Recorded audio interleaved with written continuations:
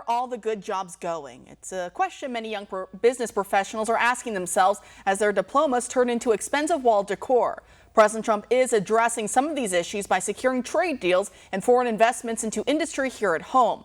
But a thornier question, what can be done about artificial intelligence? Now, don't get me wrong, there are many pros to it, no doubt. And the U.S. would risk too much by allowing another nation to win the digital arms race.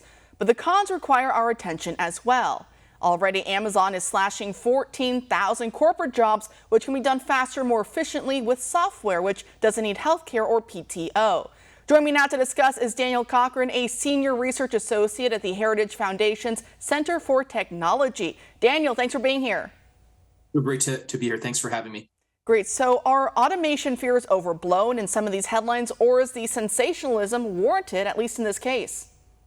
Well, AI is a disruptive technology, and what we're seeing initially, for example, reports from Amazon suggest that they're going to probably cut around 500,000 warehouse jobs shortly after they announced that Target and UPS announced a combined cut of about 15,800 jobs. But those jobs were not mainly ground level. A lot of those were mid-tier jobs. So think accountants, administrative jobs, some in the sort of consulting realm.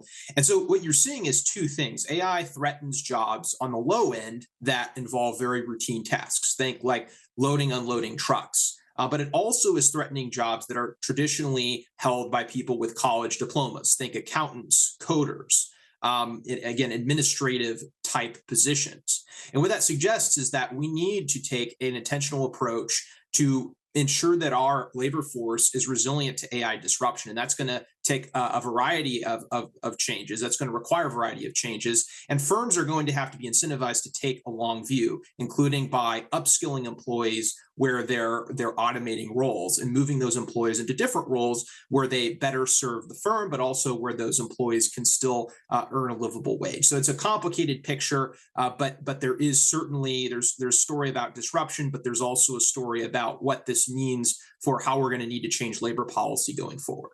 Now, of course, that is very interesting. And as you were mentioning, there's different policies that can be perhaps implemented to help ease this transition, this creative destruction period that we may be finding ourselves in. So you mentioned some policies already. Could you perhaps nail down some more ideas that are out there that could help ease this transition?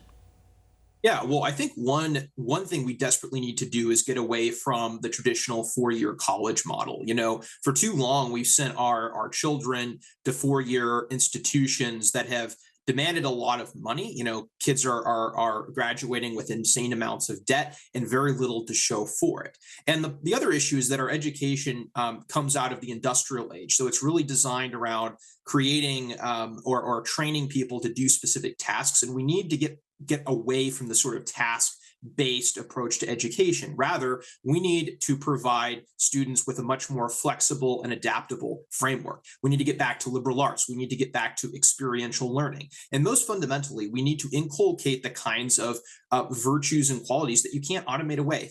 Think about leadership. Think about good communication skills, good judgment. Those are the kinds of jobs that will always be in demand, or those are the kind of skills that will always be in demand. And that's what we need to start training for. And we need to give people the kind of education where they can adapt quickly, like no matter what AI is doing. Because reality is, like, you can automate some warehouse jobs, but you're still going to need humans in the loop to, as an example, maintain the machines, make decisions, build relationships with customers. Those jobs aren't going away, but we don't have enough people to fill them. And that's where our focus needs to be. For all our viewers asking where One America News is heading in the future, we would like to introduce you to OAN Live.